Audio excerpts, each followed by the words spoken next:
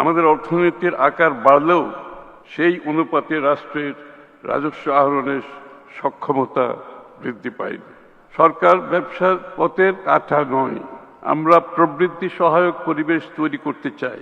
আমাদের tax GDP ratio 6.8% থেকে 6.7% নেমে এসেছে, যা বিশ্বের অন্যতম নিম্ন হার।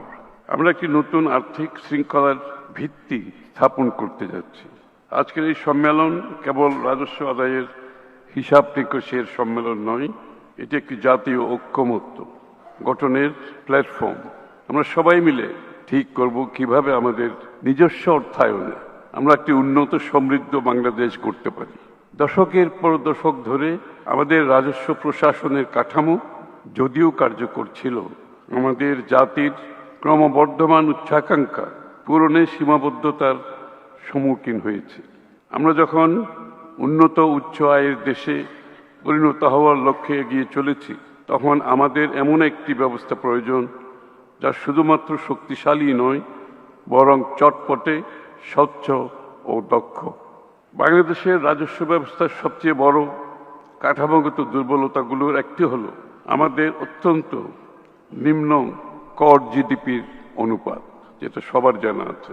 2024-25 অর্থ বছরে আমাদের ট্যাক্স জিডিপি রেশিও 6.8% থেকে 6.7% নেমে এসেছে, যা বিশ্বের অন্যতম নিম্ন হার। আমাদের অর্থনীতির আকার বাড়লেও সেই অনুপাতে রাষ্ট্রের রাজস্ব আহরণের সক্ষমতা বৃদ্ধি পায়নি। রাজস্ব নীতি বিভাগ এবং রাজস্ব ব্যবস্থাপনা বিভাগ সৃজনের মাধ্যমে আমরা আরও দক্ষ ও গতিশীল রাজস্ব ব্যবস্থা প্রতিষ্ঠা করতে সক্ষম হব।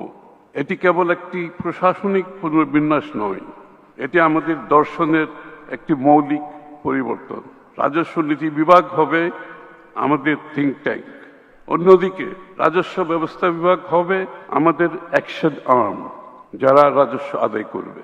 ব্যবসায়ী সম্প্রদায় যারা প্রতিদিন এই কর ব্যবস্থার মুখোমুখি হন, তাদের অভিজ্ঞতা ও চাহিদা না জেনে আমরা একটি প্রতিযোগিতামূলক ও উন্নয়ন বান্ধব কর কাঠামো ডিজাইন করতে পারব না। তাই রাজস্ব নীতি বিভাগে একটি প্রাতিষ্ঠানিক পরামর্শ প্রক্রিয়া থাকবে, যেখানে নিয়মিত বিরতিতে বাজেট পূর্ব ও নীতিপূর্ব আলোচনার মাধ্যমে সরকারি বেসরকারি অংশীদারদের মতামত নেওয়া হবে। সরকার ব্যবসার পথের কাঁটা নয়। আমরা প্রবৃদ্ধি সহায়ক পরিবেশ তৈরি করতে চাই। আমাদের লক্ষ্য একটি স্থিতিশীল, প্রেডিক্টেবল ও ব্যবসা বান্ধব পরিবেশ তৈরি করা। আমরা এবছরের বাজেটে কাস্টমস, আয়কর, ভ্যাট আইনে বেশ কিছু সংস্কার করেছি, যাতে করদাতাদের হয়রানি বন্ধ হয় এবং একটি আস্থাভিত্তিক ব্যবস্থা গড়ে তোলা যায়। কর প্রদানকে আরও সহজ করতে হবে। রাজস্ব বোর্ড এখন কেবল রাজস্ব আদায়কারী প্রতিষ্ঠান নয়, আপনারা একজন ব্যবসায়ীর আর্থিক যাত্রার সঙ্গী। যারা রাজস্ব পরিহারের সংস্কৃতিতে থাকতে চাইবেন, তাদের জন্য আইনের কঠোর প্রয়োগ নিশ্চিত করতে হবে, যেন সৎ করদাতারা নিরুৎসাহিত না হয় এবং লেভেল প্লেইং ফিল্ড বিনষ্ট না হয়।